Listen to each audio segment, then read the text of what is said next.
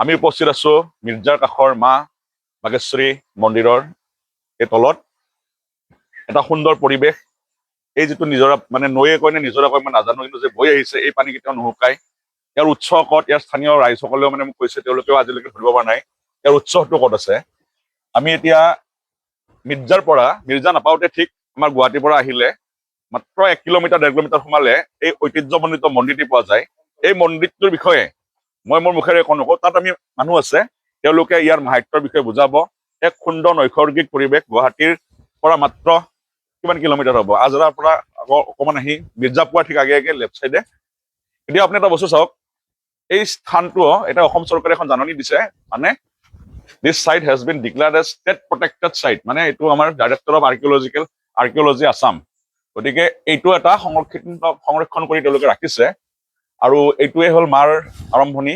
ইফালে ধুনীয়াকে চিৰিবোৰ উঠি গৈছে, এবাৰ ভালকে তলৰ পৰা একদম দেখাই দিয়ক। পুৰণা দিনৰ এই চিৰিবোৰ উঠি গৈ এই মূৰত আমি মাৰ মন্দিৰ আছে। গোটেই মাহাত্যখিনি এগৰাকী আমাৰ মন্দিৰৰ লগত জড়িত বাইদেউ এগৰাকী আছে, বাইদেউগৰাকী আমাক এক্সপ্লেইন কৰিব। আহক আমি মন্দিৰটোলৈ যাওঁ, আহক। বাইদেউৰ পৰা অলপ নমস্কাৰ। এতিয়া কথাটো হ'ল, এই যিটো মন্দিৰ, এই মন্দিৰটোৰ বিষয়ে ময়ো বহুত অজ্ঞ আছিলো। আজিৰ পৰা কিছুদিন আগতে মই কিবা এটা কামত আহোঁতে ইয়াৰ স্থানীয় যিখিনি যুৱক তেওঁলোকে মোক কৈছিল যে এই মন্দিৰটো বহুত মাহাত্য থকা মন্দিৰ। মানে ইয়াত সোমাই এবাৰ মই নিজে চাই ললো, গতিকে সেইকাৰণে মই কথাখিনি খুব কনফিডেন্সত কৈছো যে ইয়াত কিছুমান এনেকুৱা বস্তু আছে যে মানে সেইটো মোক এখন বেলেগ পৃথিৱীলৈ লৈ গৈছে। মা দুৰ্গা ইয়াত গা ধুইছিল।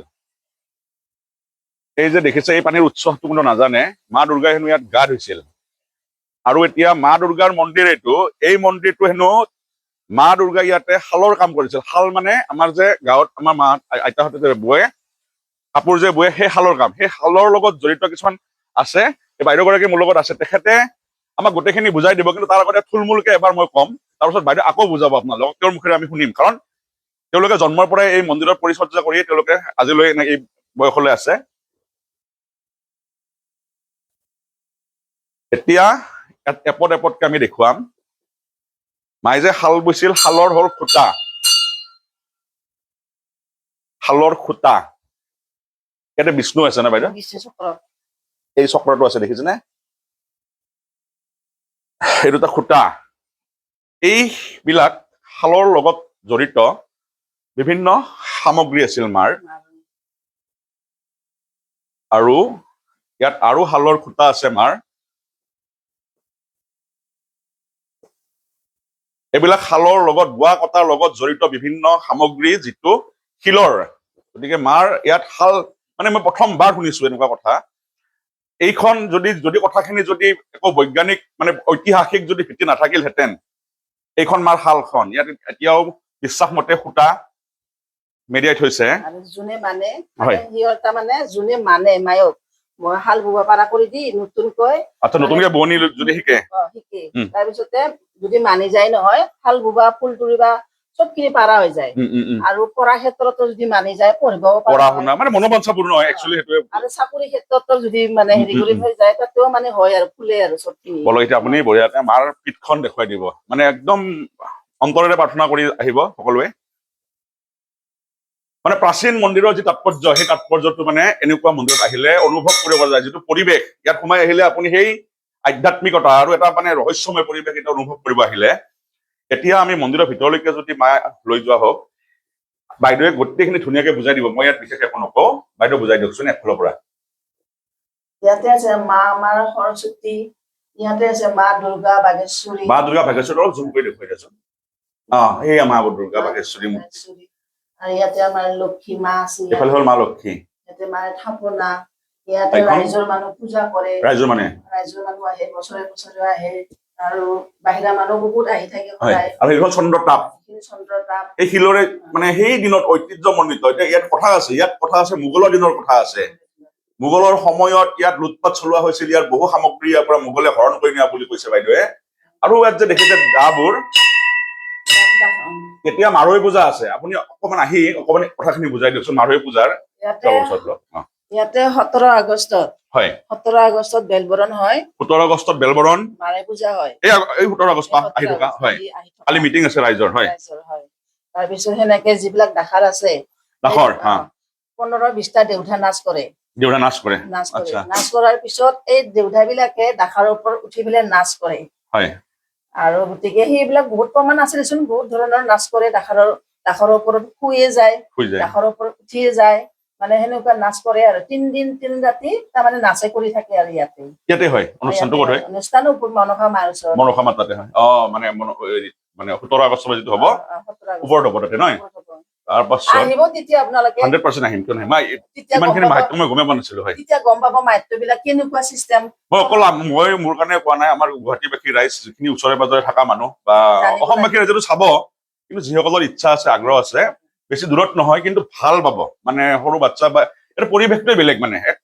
বেলেগ পৰিৱেশ এটা মই নিজে অনুভৱ কৰিছো মৰ্মে অনুভৱ কৰিব সোমাই আহিলে মিৰ্জা সন্তলা বাগেশ্বৰী মন্দিৰ বুলি মিৰ্জা সন্তলা বাগেশ্বৰী মন্দিৰ আৰু তাৰপিছতো আছে ইয়াত বাঘ সোমোৱা গুহা আছে মই গুহাটো দেখুৱাম আৰু তাৰ মাজতে বাইদেউ সুধো আপুনি কিমান বছৰ ইয়াৰ লগত জড়িত হৈ আছে কিমান বছৰ মানে মই 20 বছৰে হ'ল 20 বছৰ আপোনালোক ইয়াৰ স্থানীয় ঘৰ ইয়াতে মোৰ আৰু পূজাখিনি মানে আমাৰ যেনেকে ব্ৰাহ্মণ আহে এটা আপোনালোকৰ নিজৰ নিয়ম মতে চলে নে ইয়াতেও সেনেকুৱা মানে দেওচেও আহে নেকি আহে শব্দ আহে আৰু মই এতিয়া মানে জনগোষ্ঠীয়ভাৱে হয় পূজাটো ময়ে পূজাৰী ৰাইজে ৰাখিছো সেই কথা সুধিছো মই হয় হয় গোটেইখিনি চম্ভালি আছো ময়ে এনেকুৱাকে ৰাইজে ভাল পাইছে কাৰণে মোকো ৰাখিছে মায়ে ভাল পাব লাগিব মায়ে যিমান দিন ৰাখে সিমান দিনে থাকিম আৰু গোটেই জীৱনটো আৰু যিমানটো পাৰে আৰু বাকী এইফালে আপুনি কৈছে তাতে মায়ে মানে গা ধুইছিল আৰু মোগলৰ কথাখিনি কওকচোন এবাৰ তাৰপিছত নাগ নাগিনীও গা ধুই তাতে আচ্ছা তাৰপিছত মোগলৰ দিনত সম্ৰাটে যেতিয়া মানে আছিল তেতিয়া চব ভাঙি চিঙি চুৰ মাৰ কৰি থৈ লৈ গৈছে সেইটো তাৰমানে হেৰিটো ভাঙিছে তেনেকুৱাকে যিটো মানে মক্কা মদিনা বুলি কয় পুৱা মক্কা বুলি কয় তাতেও চব ভাঙিছে এই তেতিয়ানে দিনতে ইয়াতে ভাঙিছে যিখিনি আছে সেইখিনিকে আমি বৰ্তমান মাক আমি পূজা কৰি আছো বৰ্তমান এইখিনিক লৈয়ে আমি জীয়াই আছো আৰু মায়ে হয় হয় আৰু কেইদিন হ'ব পূজাটো যেতিয়া হ'ব এইবাৰ 3 দিন হয় 3 দিনীয়া 3 দিন হয় 3 দিনৰ কাৰ্যসূচী ধুনীয়া হয় আহিব তেতিয়া গম পাবা তলৰ পৰা আহি হলে ধুনীয়াকে গোটেইখিনি চাৰ পিছতে চবখিনি বুজি পোৱা হৈ যাব তেতিয়া ভাল লগা হ'ব এইখিনিয়ে গোটেইখিনি হেৰি কৰাৰ পিছত ভাল হ'ব দেচোন গোটেইখিনি দুৰ্গা পূজাটো হয় নে কিবা দুৰ্গা পূজাত মানে অষ্টমী দিনা ৰাইজে কৰে তাৰপিছত আপোনাৰ নিজে পুতি ওলোৱা হেৰি আছে গণেশ মন্দিৰ বাইদেউ দেখাই দিব বলক কৈ যাওক বাইদেউ ইয়াতে মানে গণেশ বাবা নিজে হোৱা শিলৰে বহুত বছৰ হ'ল মানে কিমান মাহাত্য এইবিলাক কথা গতিকে এই থানখন মানে আগতে মই এবাৰ অশ্বক্লান্ত দেখুৱাইছিলো প্ৰায় 2.5 লাখ মানুহে চাইছিল ঠিক তেনেকে আৰু বিভিন্ন মন্দিৰ মই দেখুৱাইছিলো আজি মই দক্ষিণ কামৰূপতে আহিছো আৰু আজি মই এই মাহেশ্বৰী দেৱীৰ মানে মাৰ কথা তেওঁলোকৰ মুখত শুনিছিলো ভাইটিক মই লগ পাইছিলো তেওঁলোকে কোৱা কাৰণে মই আহিছিলো মানে মোৰ নিজৰ এটা ইচ্ছা আছিল মানে মন্দিৰটোৰ বিষয়ে জনাৰ আৰু ৰাইজক জনোৱাৰ যিসকলে জানেতো তেওঁলোকে জানে কিন্তু এই গণেশ ভাগ মানে নিজে উৎপত্তি হোৱা বুলি কৈছে বাইদেৱে ইয়াত শিৱ আছে আৰু ওপৰত মা মনসা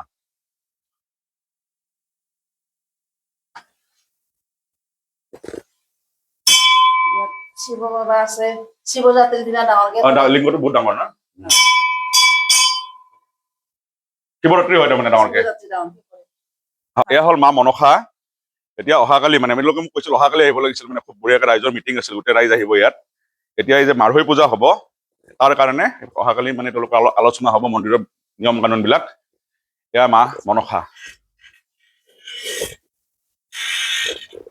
হ'ব ভিতৰত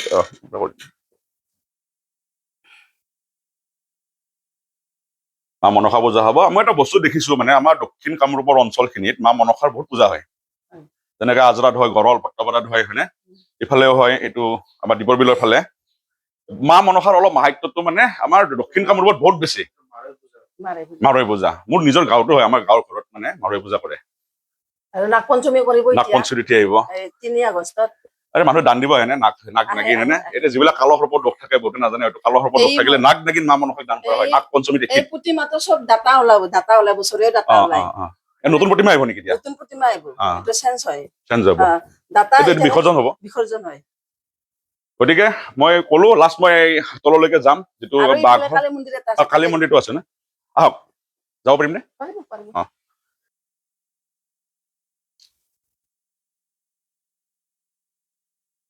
কৰিম দে মনত আছে কৈ দিয়ক, আপুনি কৈ দিয়ক ধুনীয়া। ইয়াতে মা কালী আছে ইয়াতে, তাৰপিছত এই পাথৰ কেইটাত মাত্য আছে মাৰ। কওকচোন অলপমান, মানে একদম প্ৰাচীন নহয় পাথৰবিলাক? প্ৰাচীনৰে আৰু কিবা কিবি কাটা আছে কিজানি? কাটা আছে, ইয়াতে আছে কাটা, ইয়াতে আছে কাটা, মাত্য আছে আৰু মুঠিতে মায়ৰ। সেইটো কাৰণে খালি মূৰ্তিটো আপোনালোকৰ স্থাপন কৰা হয়? মূৰ্তিটো ৰখা হয়, মাত্য আছে মায়ৰ ইয়াতে। তাৰমানে মানে একেলগে ইয়াতে আমাৰ দুৰ্গা মন্দিৰ, যিটো মানুহে এই পাথৰটো দাঙিব নোৱাৰে, ওজন কৰি দেই, দাঙিব নোৱাৰে। মই নিজে হাতে বনোৱা এইখিনি। হয় নেকি? ৰাইজে মোক এইটো দিছে মোৰ কাৰণে, এইখিনি ৰাইজে যি কৰি লোৱা লগ আৰু এইবিলাক চব দানৰে আহা, কিবা বছৰে দানৰে আহা। মই শিল কেইটাহে পুজি আছিলো। অৰিজিনেল হ'ল ভিত্তিটো শিল কেইটাই মাৰ মাহাত্য, বাকী মূৰ্তিটো বছৰে বছৰে হয়তো পূজাত বিসৰ্জন হয়, নতুন আহে। হয়। আৰু এই তলেৰে এটা মানে সুৰংগ এটা আছে, সেই সুৰংগৰে বাঘ ওলাইছিল, আৰু সেই বাঘৰ সূত্ৰে মন্দিৰটোৰ নাম হৈছিল বাঘেশ্বৰী দেৱালয়, মানে বাঘেশ্বৰী মন্দিৰ বুলি কয়। গতিকে আমি দেৱালয় নহয়, বাঘেশ্বৰী দেৱালয়। গতিকে এইবাৰ আমি তলেৰে গৈ সুৰংগটো দেখুৱাম, এবাৰ পৰিৱেশটো দেখুৱাম। বাইদেৱে ক'লে নহয় ইয়াত অকলে থাকিবলৈ ভয় কৰে, তেওঁ কিন্তু আজি 20 বছৰ ধৰি মানে অকলে মন্দিৰটো চোৱা চিতা কৰে। যেতিয়া মানে বেলেগ মানুহ আহিব মানে ভয় কৰে, ইয়াৰ যিটো পৰিৱেশ, অকলে থাকিব পৰা পৰিৱেশ হয়তো নহয়, এটা মাহাত্য আছে। হাতী ওলাই, শিয়াল আহে, বান্দৰ আহে। গতিকে আৰু কিন্তু এটা কথা কওঁ, এতিয়া বৰ্তমান গুৱাহাটীৰ মানে আমাৰ বাহিৰৰ টেম্পাৰেচাৰ হয়তো এতিয়া বৰ্তমান 40ৰ আশে পাশে আছে, কিন্তু ইয়াত যদি আপুনি আহে অনুভৱ কৰিব খুব বেছি ইয়াত 32 বা 31 ডিগ্ৰী চেলচিয়াছ হৈ আছে। গতিকে কিবা এটাতো ভগৱানৰ মাহাত্য থাকে, সেই মাহাত্যৰ যিটো মানে অনুভৱ কৰাৰ যিটো কলা, সেই অনুভৱ কৰা কৰিবৰ কিছুমান বিশেষ স্থান থাকে, তেনেকুৱা এক স্থান বুলি মই বিবেচনা কৰিছো এই ঠাইখিনি। এবাৰ মই তললৈকে যাম, গুহাটো দেখুৱাম, আৰু এই ভিডিঅ'টো ইয়াতে সমাপ্ত কৰিম।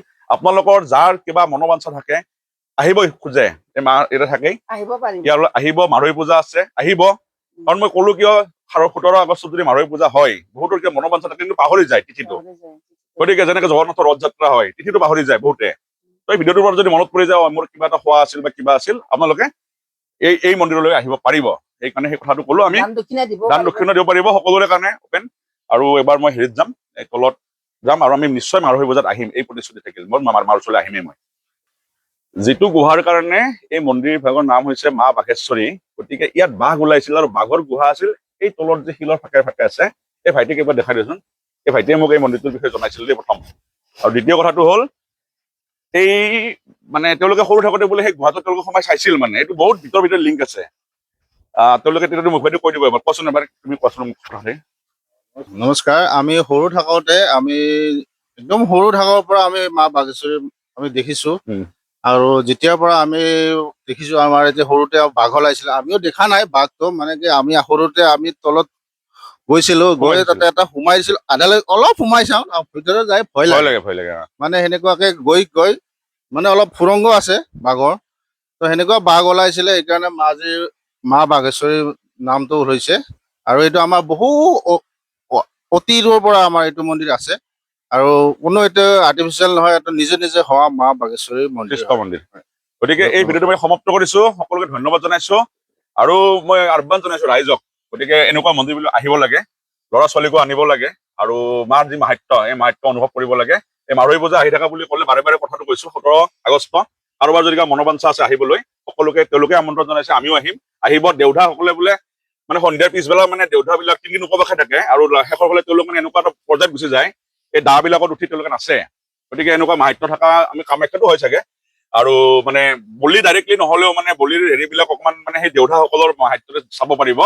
যদি কোনোবা আপোনালোক আগ্ৰহী হয়, 100% আহিব। আৰু তাত নাহিলেও এনেও মন্দিৰ দৰ্শন যিটো আহিব পাৰে। ধন্যবাদ।